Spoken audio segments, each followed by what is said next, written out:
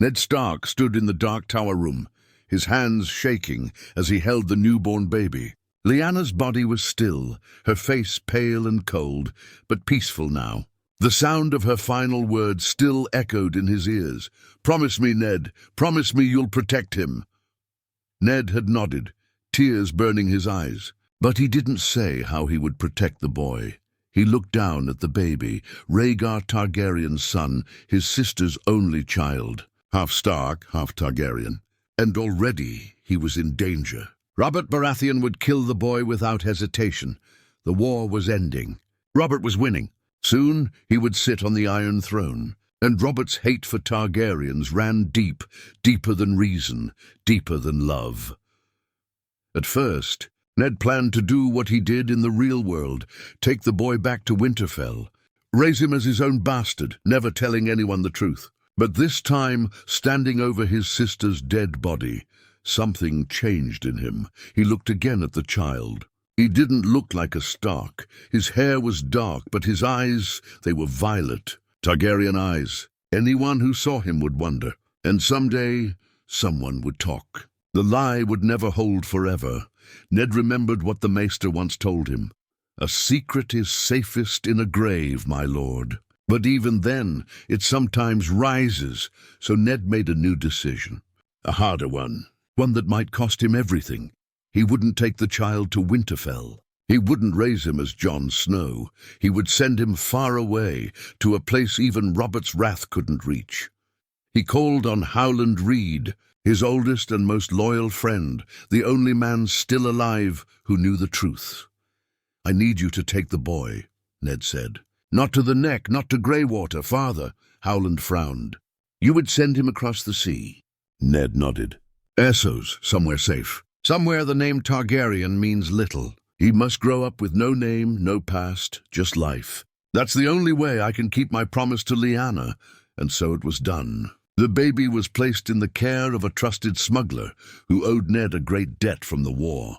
The smuggler sailed quietly from Dorne under a false name, with only one small package, a baby wrapped in Stark furs. Ned returned to Robert with nothing but grief on his face. "She died, Robert," he said quietly. "The child died with her." Robert believed him. He grieved for Lyanna, cursed the Targaryens, and turned his eyes to the throne. And somewhere across the sea, the boy lived. He was given a new name. He grew up in the city of Braavos, in a house of healers, raised by kind but quiet people who never told him where he came from. He learned to fight. He learned to think. And every night he dreamed of a wolf and a dragon, fighting in fire and snow. He didn't know his name was Aegon. He didn't know he was the blood of ice and fire. He didn't know he would one day return. But fate does not sleep. And secrets never stay buried, not in Westeros. The boy was called Jay by the people who raised him, short for nothing, just a name given to a nameless child. He grew up in a quiet part of Braavos, near the canals, where boats glided like ghosts, and the mist never really left the water. The woman who raised him was known only as Valma, a healer with tired eyes and a heart full of silence. She never spoke of his parents. When he asked where he came from, she would only say, "The sea brought you, and the sea keeps its secrets." But Jay always knew he was different. When he was only 10, he fought off 3 older boys who tried to rob him near the market. One of them had a knife. He moved fast, almost like he knew what they were going to do before they did it. He wasn't stronger, just quicker, sharper. People started whispering that there was something strange about him. Some said he had the blood of assassins. Others said he had the eyes of a forgotten king, but he didn't care. All he wanted was answers. At night, he dreamed of cold winds, howling wolves, and a burning sky. Sometimes he saw a man with a long face and sad eyes whispering, "I promised her." But he never knew what that meant, and always, in the distance, there was a throne made of swords, glowing red like fire.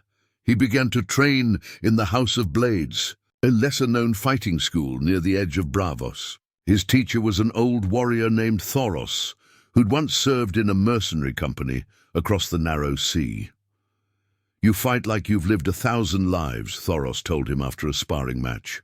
"But you carry sorrow in your bones. That kind of pain, it comes from blood, Jay frowned. What do you mean? Thoros looked at him carefully. You were never meant to live a simple life, boy. I don't know what you are, but one day the world will come looking for you. Jay didn't believe him until the night the masked man came. It was late. Rain fell hard against the stone rooftops, and the canals swelled like veins. Jay was heading home when he felt a presence behind him. He turned. A man dressed in black stepped out of the mist, face hidden, hands calm, sword sheathed. You were born in a tower, the man said in a strange, flat voice. Your mother died with your name on her lips. Your father was a dragon, Jay froze. What? I was told to watch you. From a distance, for years. But now, things are changing. War is brewing. Queens rise, kings fall, and the North remembers. Jay stepped back. Who are you? But the man didn't answer. He just dropped a small scroll on the wet ground. Then he vanished into the fog. Jay picked it up with shaking hands. It was sealed with a wolf's head, the sigil of House Stark. He had never seen it before. But the moment he touched it, his heart raced like it recognized something ancient, something buried deep. Inside the scroll were only 3 words. The time comes. That night, he couldn't sleep. He stared at the message again and again.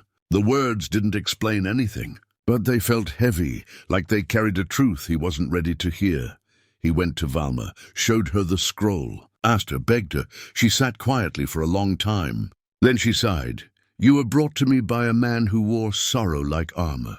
He gave me a pouch of gold and said your life was worth more than his. He didn't give me your name, but he whispered a word as he left. What word? She looked into his eyes. Stark. The name cracked something inside him. He didn't know what it meant. He didn't know where to go. But suddenly, everything around him felt too small. The city, the water, the fog. He needed to find the truth. He needed to know who he was, because now the dreams were changing. The wolf wasn't alone anymore. Now it stood beside a dragon with black wings and burning eyes, and in the sky a storm was coming. Jay left Braavos before the sun rose. No goodbye to Valma, no explanations to Thoros. Just a quiet note left on the bed. Thank you for my life. Now I must find out who I am. He took the scroll with the wolf's head, a dagger and whatever coin he had. He boarded a merchant ship bound for Pentos, where whispers of dragons and exiled royals danced through the docks like smoke. The moment the ship touched Pentos, the air felt different. Hotter, heavier, as if the land itself knew blood would be spilled soon. Jay wandered the streets, unsure what he was even looking for. A face, a place, a feeling. But fate has sharp eyes and a cruel sense of timing. He walked into a tavern near the harbor, dark, smoky, filled with sailors and drunk merchants. And there in the corner sat Illyrio Mopatis, laughing over a plate of spiced boar. Jay didn't know who the man was. But Illyrio knew exactly who Jay was the moment their eyes met. Violet eyes, stark face, black hair, Targaryen blood, ice and fire in one boy. Gods be good, Illyrio whispered under his breath, dropping his cup. Jay didn't understand the way Illyrio looked at him, like he was seeing a ghost. Or a crown. The merchant stood slowly and walked over. You don't belong here, boy. Not among rats and liars. Come, let's talk. They sat in a private room upstairs. Illyrio poured wine with shaking hands. You're the dead boy, he said. The boy Ned Stark swore never existed. Jay froze. You knew my father. Illyrio chuckled. Boy, I knew your father's father. I helped your Aunt Daenerys escape Westeros before Robert could slit her throat. And now you sit before me wearing a Stark's face and a Targaryen's stare. Jay's heart thundered. You speak in riddles, he said, trying to sound strong. Just tell me what I am. Illyrio leaned in. You are Aegon Targaryen, son of Rhaegar, born in blood, hidden in silence. You are the last male heir to the Iron Throne. The words hit him like a blade to the chest. No, he said, shaking his head. That's not possible. I'm no king. I'm no one, Illyrio smiled sadly. Then why does the world keep whispering your name? Jay stood up, pacing the room. If this is true, why now? Why tell me now? Illyrio's face darkened. Because your aunt has risen, he said. Daenerys Stormborn. She has 3 dragons and the unsullied army at her back. She's in Meereen now, freeing slaves, burning masters. She wants the Iron Throne, Jay blinked. She's alive. Illyrio nodded, and she believes she's the last Targaryen. But she's wrong. You are the sword hidden in the shadows, the prince that was promised. And Westeros is breaking, he paused. The north marches, the south schemes, the wall weakens, and in the dark, something colder than war stirs. Jay felt dizzy. His whole life, the silence, the secrecy, the dreams, it all led here, to this moment, a name he didn't ask for, a crown he didn't want. Illyrio reached into a chest and pulled out something wrapped in red velvet. Slowly he unwrapped it, revealing a dragon-bone sword with Valyrian steel edge. Its hilt bore the shape of a 3-headed dragon. This was your father's, he said. The sword of Rhaegar Targaryen. The world thought it lost. Jay took it in trembling hands. It felt familiar, heavy with history, cold, even in the heat of the room. What do you want from me? He asked. Illyrio's voice was quiet now, serious. I want nothing. But the world, it wants everything from you. Daenerys may be the dragon, but you are the fire hidden too long. Go to Meereen, meet your blood. Decide who you are, king or ghost. The next morning, Jay stood on the deck of a ship headed for Meereen. He held the dragonbone sword at his side, the wolf scroll in his pocket. The sea stretched wide before him. Behind him, the past still whispered. Ahead, fire waited. He wasn't Jon Snow. He wasn't Jay of Braavos. He was Aegon Targaryen, the boy who lived because of a promise. But promises come with price. And he was about to learn what his truly cost. Meereen smelled like smoke, blood, and something else. Something wild. As Jay stepped off the ship, he saw the dragon first. Not the whole beast, just its shadow passing over the sun, stretching across the city like a god's finger. People screamed and scattered as Drogon soared above the pyramid, black wings cutting the sky. So, it was true. Daenerys Stormborn had real dragons, and now Jay, the hidden dragon, had come to stand before her. Illyrio's messenger had gone ahead with a sealed note, requesting an audience. Jay expected resistance. He expected Daenerys to send guards, or maybe just burn him alive, the moment she heard the name Targaryen from another mouth. But instead, the reply came swiftly. Come to the pyramid, alone, no threats. No warnings, just a command. Jay walked through the streets of Meereen, dressed in simple black, the Valyrian steel sword hidden beneath his cloak. The wolf scroll pressed against his ribs like a secret heartbeat. Every step toward the Great Pyramid felt heavier than the last. This wasn't just a meeting, this was a reckoning. Inside the throne room it was cooler, wide pillars, quiet echoes, and torches casting flickering shadows. At the far end sat Daenerys Targaryen, wearing a silver gown, her hair braided like a queen's, her face unreadable. Beside her stood Grey Worm, and nearby Missandei, who looked curious. Cautious. Jay bowed slightly, but didn't kneel. He wasn't sure if he was a subject or a rival.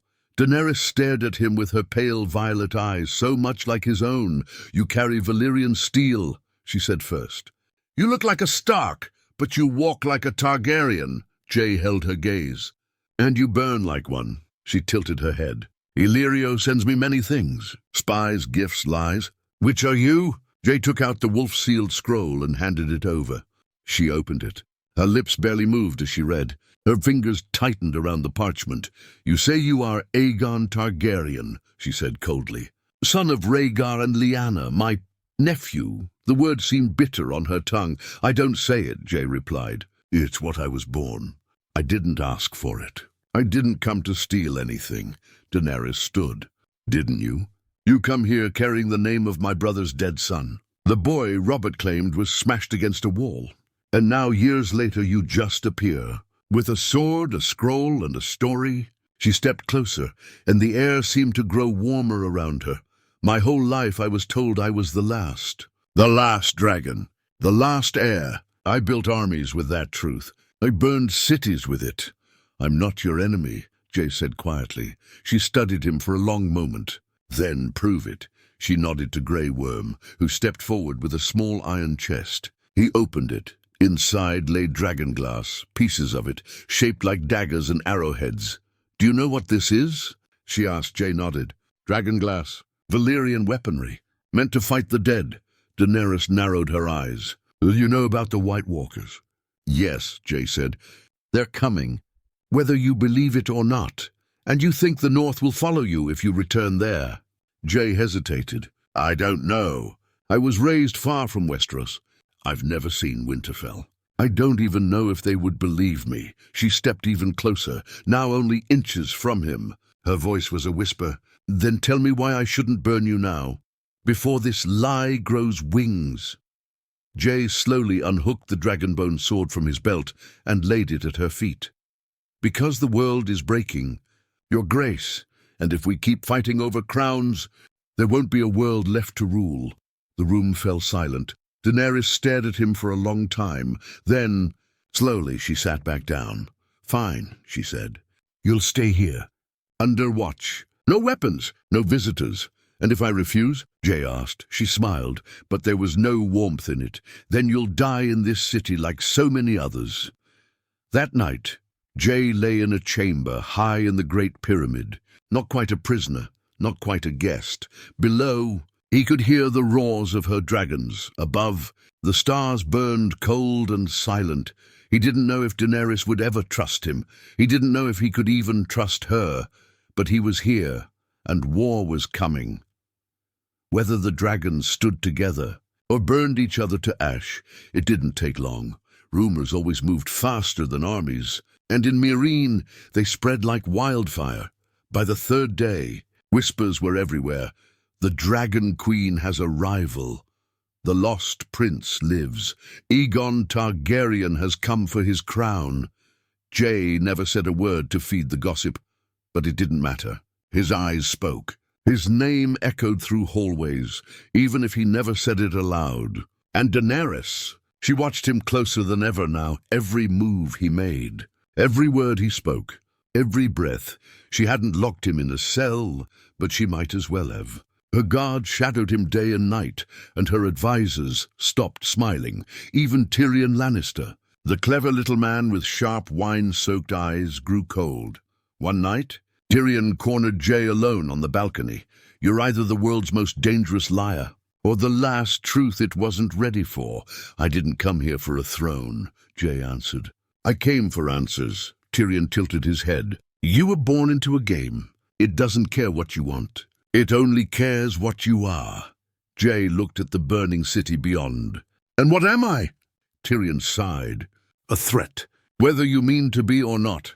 2 nights later it happened. A servant tried to stab Jay while he slept. The blade missed his throat by an inch. He fought the man off, breaking his wrist and slamming him into the stone wall. By the time the Unsullied burst in, the would-be assassin was unconscious and bleeding. When they dragged him away, Jay saw it, tattooed on the man's wrist, a sun with spears. House Martell, the South had heard, and they were already choosing sides. Daenerys came to his room that night, alone. No guards, no warnings. Just her, cloaked in silver and shadow, her eyes sharper than any blade. Someone wants you dead, she said flatly. Jay stared at her. You don't seem surprised. I'm not, she answered. People kill for power. Even the idea of it. She walked slowly toward him. I had a brother once, she said. Viserys. He thought being a dragon made him untouchable. But fire doesn't care who you are. It burns what it wants, Jay stood. I'm not him. Then what are you? He reached into his coat and handed her something new. Not the wolf scroll this time, but a smaller letter. One he'd kept hidden, written by a maester in Braavos who'd matched his blood to Targaryen ancestry using the remnants of old Valyrian testing rituals. Read it. She did. And for the first time. Her hands trembled. It's real, he said. All of it. She folded the letter slowly. Her voice cracked. My whole life. I fought alone, for a name, for a throne, for a father I never knew. And now you come, with the same blood and a stronger claim. Jay shook his head. I don't want the throne. You don't have to, she said bitterly. Others will want it for you. The next morning, Tyrion summoned her council, Grey Worm, Missandei, Varys, Jorah, Dario, and now Jake Tyrion stood at the head of the table, holding both the scroll and the blood letter. "This changes everything," he said. Jorah looked at Jay with something between loyalty and suspicion. "If this is true, he's Rhaegar's true-born son. That makes him the rightful heir." Grey Worm said nothing, but his hand rested quietly on the hilt of his blade. Daenerys said, "We don't fight about who deserves it. We fight about who earns it. The people of Westeros don't need more kings. They need someone who won't burn their world down." Tyrion looked between them. "Then maybe you stand together." Silence, until Jay said softly, "And if we don't?" No one answered, but everyone knew what that meant. That night, Daenerys called Jay to the dragons. They stood on the black sands outside Meereen, with all 3 dragons resting nearby, massive and terrifying. "Go to them," she said. "Let's see what they think of you." Jay hesitated, then stepped toward Rhaegal, the green one. The beast rose, growled, smoke curling from its nose. Then it stopped, sniffed, and slowly Rhaegal lowered its head, letting him touch it. Daenerys watched, stunned, her heart racing, her mind breaking. He was blood, the dragons knew, and in the darkness behind them, Varys watched from the shadows. Later that night, a raven flew west, over the narrow sea, carrying only 4 words. "The boy lives, prepare." Winterfell stood tall again. After years of ashes, betrayal and blood, the castle had been rebuilt, stone by stone, heart by heart. The banners of House Stark flew proud from its towers, and the people of the north were once again ruled by the wolves. But something was missing. Jon Snow was supposed to be that something. The north still whispered his name, even after he vanished beyond the wall seasons ago. Some said he died with the Night's Watch. Others claimed he ran from the war. A few still believed he'd return, riding shadows, but he didn't. Instead, a raven came.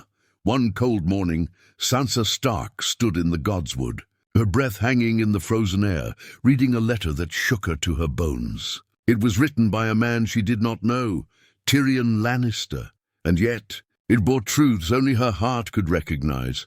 At the center of it was a name, Aegon Targaryen, son of Lyanna Stark, protected by Ned Stark, the rightful heir to the Iron Throne. Her half-brother was not a bastard, not Jon Snow, not a Night's Watch oathbreaker. He was a prince, and he was alive. Inside the great hall, Sansa sat with Arya, Brienne, and Davos, reading the message aloud. Arya didn't flinch. "If this is true, then he lied to us his whole life," Brienne frowned. "If Ned Stark kept this secret, he must have had a reason."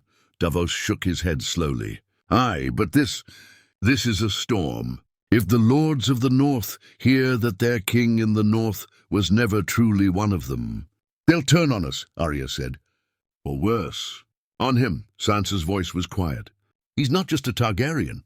He's the last male heir. The realm will want him on the throne." "Then Daenerys won't," Davos muttered. "And neither will her dragons." The room went silent. They all remembered the stories of fire, of burned cities and charred enemies. They remembered Daenerys, and they knew that her blood didn't forgive easily. Farther west, in White Harbor, Lord Wyman Manderley received the same raven, and sent another to Lady Glover, and then another to House Serwyn. Within days, the northern lords were in an uproar. "To find out we bent the knee to a Targaryen bastard in disguise?" Lord Glover spat. "He may have Stark blood, but dragonfire flows through his veins." "Don't be foolish," said Lord Manderley. "He fought for us, bled for us. He was raised a Stark. Raised is not born," Glover snapped. "He could be the next Mad King." "But he isn't," said a soft voice behind them. The lords turned to see Samwell Tarly, dusted with snow and wrapped in a maester's cloak. "He's not mad. He's not power-hungry. He's still Jon, the man who led the Night's Watch, who killed the White Walkers, who united the North." "And what are you, boy?" Glover asked. "His messenger." Sam held up a worn parchment. "No, I'm the one who found the truth. This is a copy of the marriage between Rhaegar Targaryen and Lyanna Stark. They were wed in Dorne. in secret, which makes John Aegon the true-born heir. The room went quiet, but the storm had already begun. At Winterfell, Grenstark sat in his chair beneath the weirwood tree, eyes white as snow, vision lost in time. When he returned, he simply said, "It's true. I saw it myself. He is Aegon." Arya clenched her jaw. "Then we need to decide what to do before Westeros does." Sansa's voice was calm, but her eyes burned. "We call the banners." Braavos looked at her sharply. "To fight who?" Sansa didn't blink. "To protect the North. Because when this truth spreads, it won't just be enemies who come." And south of the wall, in a dark forest beyond Eastwatch, shadows moved. Whispers carried news of the lost prince. In the distance, something cold stirred, something ancient and far away. In King's Landing, Cersei Lannister received a raven of her own. She read it, smirked, then looked at Qyburn. Another dragon. Another lie. She tossed the scroll into the fire. "But let them fight each other. When they burn each other to ash, I'll collect the crown from the bones." And still in Meereen, Jay stood atop the pyramid, watching the sun rise over the sea. Dragons circled the skies, and below, men sharpened blades. The truth had escaped its cage, and now wolves, lions, and dragons were moving. The game had begun again, and this time he was no longer a bastard on the sidelines. He was the spark. The council room in Meereen had never felt so tense. Jay stood at one end of the war table, Daenerys at the other. A map of Westeros stretched between them, full of little carved pieces. Wolves, lions, krakens, dragons. But the pieces no longer mattered. Not when trust itself was broken. Tyrion poured himself wine with shaking hands. "The North is restless. They've heard the truth," Varys added softly. "Some call him the rightful king. Others say it's treason." Grey Worm leaned forward. "The Unsullied will not follow two monarchs." Jay glanced at Daenerys. She hadn't spoken in minutes, just stared at the map as if she wanted to burn it. "I told you I didn't come for the throne," he said quietly. "I came for peace." "For unity. You came with a stronger claim," she replied, her voice sharp but cold. "You didn't ask for power, but you woke it." "I never wanted power," Jay snapped. "I wanted the truth. I wanted to know why I was hidden my whole life, why my mother died alone, why Ned Stark carried the weight of a lie that nearly broke his family." He pointed to the center of the map. "King's Landing. That's the enemy, not me." Daenerys finally looked up. "The people will never follow me if you stand beside me with their hearts. They see a warrior in you, a king in your blood." "I don't care what they see," Jay said. "But they do," she replied, and there it was, the truth behind her eyes. She was afraid, not of him, but of losing what she'd fought her whole life to claim. Later that night, Jay found Tyrion alone in the gardens, staring into a small glass of wine like it held the future. "She won't ever trust me," Jay said. Tyrion took a slow sip. "She trusts no one. Not really. Not since the fire took her innocence. What do I do?" Tyrion looked at him. "You survive. That's all any of us do now." Jay lowered his voice. "Do you believe I'm the rightful heir?" Tyrion didn't answer immediately. "I believe you'd make a better king. But that has never mattered in Westeros." Meanwhile, ships left Meereen under the cover of night. Varys had sent them. A dozen birds with messages flying toward the Vale. Dawn, the Reach, and even the Iron Islands. Every letter said the same thing. Aegon Targaryen lives, is the true heir. Varys moved like a spider across the web. And he believed in peace. But peace often needed fire to clear the rot. He believed Jay could be that fire, not wild and cruel like Daenerys, but controlled. Just enough heat to purify the realm.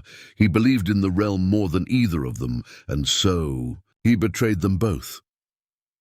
The next morning, Daenerys stood on the balcony overlooking the bay. Her dragons circled in the skies, but her heart was a storm. Missandei approached quietly. "You haven't eaten." "I don't need food," Daenerys muttered. "I need answers." She held the latest raven from Westeros in her hand. Another house, House Tarly, had declared for Jay. More cracks in her claim. More proof that her enemies were using him like a sword aimed at her crown. "They will force him into it," she whispered. even if he doesn't want it. That's how kings are made, not by desire, but by pressure. Missandei placed a hand on her arm. He's your blood, not your enemy, Daenerys turned sharply. That depends on which blood wins. In the dark of the pyramid, Jay found himself back near the dragons. This time, Drogon landed before him. The massive beast lowered its head, sniffing, and then it knelt, not fully, not like Rhaegal did, but it bowed, slightly enough to make the ground tremble. Daenerys saw from the distance. Her breath caught in her chest. Her Drogon, the child she called her own, bowed to someone else, and in that moment, her fear turned into something else. Jealousy, maybe even hate. That night, Jay packed a satchel. He was leaving. He would go to Westeros, not to take the throne, not to challenge Daenerys, but to stop the bleeding, to unite what was crumbling. He'd go to Winterfell, to his family, what was left of them. Daenerys found him before he boarded the ship. "You run," she said. "Like a coward," he turned. "No, I go to stop a war. You think they'll follow you because you're honest? Because you wear the wolf and the dragon?" He sighed. "I don't know. But I know they won't stop if I stay here." She stepped closer. "You will divide this world." He looked at her, tired, honest. "Then help me keep it together." But Daenerys said nothing and watched him leave. As the ship disappeared into the mist, Tyrion stepped beside her. "You should have gone with him," he said softly. She didn't answer. Because she couldn't, because part of her knew he wasn't just going to unite Westeros. He might save it, and the world might love him for it even more than they ever loved her. The winds howled over Winterfell as Jay arrived at last, cloaked in blackened shadow, his sword strapped tight across his back. The moment he stepped through the gates, the northern eyes turned to him, some in awe, some in anger, others in fear. He wasn't Jon Snow anymore, and they knew it. Sansa waited for him in the courtyard. Her red hair whipped in the wind, but her face remained still, cold, strong. "You came home," she said. "I never meant to leave it," he replied softly. She studied his face, the same face she'd known since childhood, but now sharper, heavier. There was something ancient in his eyes now, something Targaryen. "They call you king," she said. "But you're not mine." Jay didn't flinch. "I don't want your crown. I only want your trust." Sansa's voice was quiet but sharp. "Then swear it." "No thrones, no wars, no fire," he nodded. "I swear," but the storm was already here. That night, a raven reached Winterfell from Dragonstone. A message sealed in black wax. Daenerys was coming, with her dragons, with her army, with fire. Jay stood before the Lords of the North the next day. He told them everything, who he truly was, where he had been, what was coming.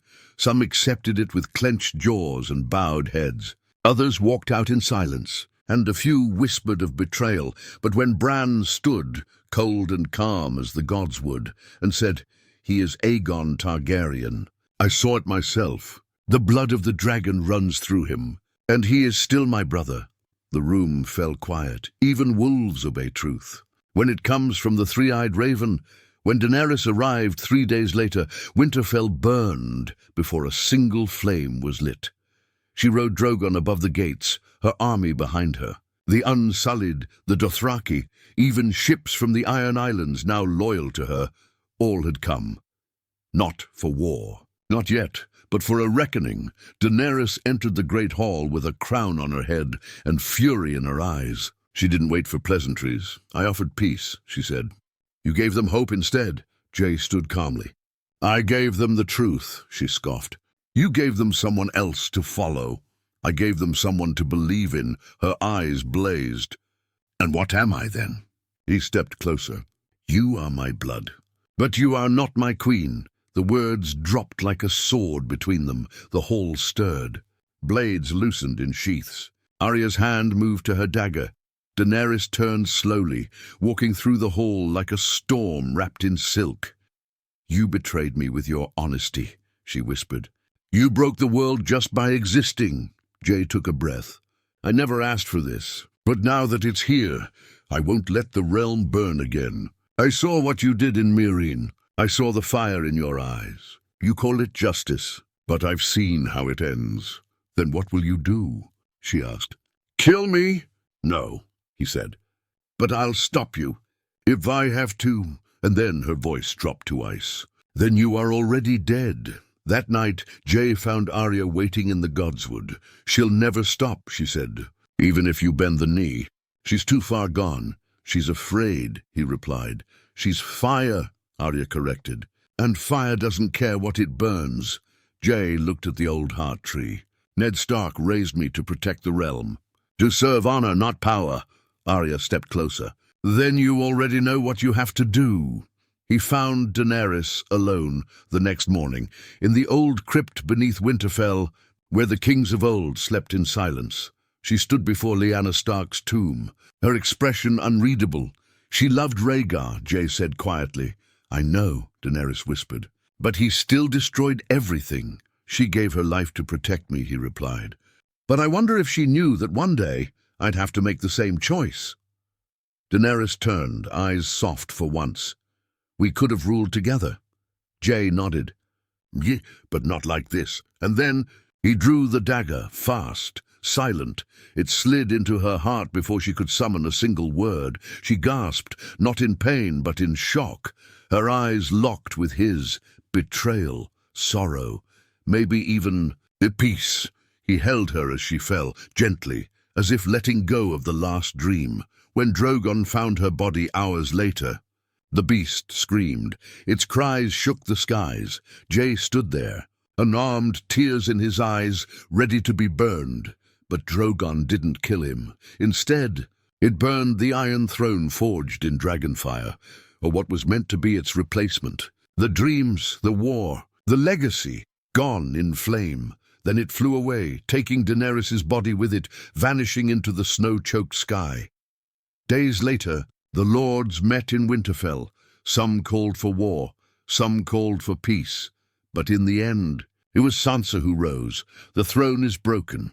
Let the realm rule itself, the kingdoms agreed. 6 became 7 once again, and Jay, he rode north, past the wall, beyond the cold, to disappear into the silence like the ghost he always was. They say he became a legend, a Targaryen prince who chose honor over fire, a wolf raised in snow, who killed a dragon to save the world, and though the throne was gone, his name still echoed, Aegon Targaryen, the king who never sat the throne because he knew the realm needed something more. Peace.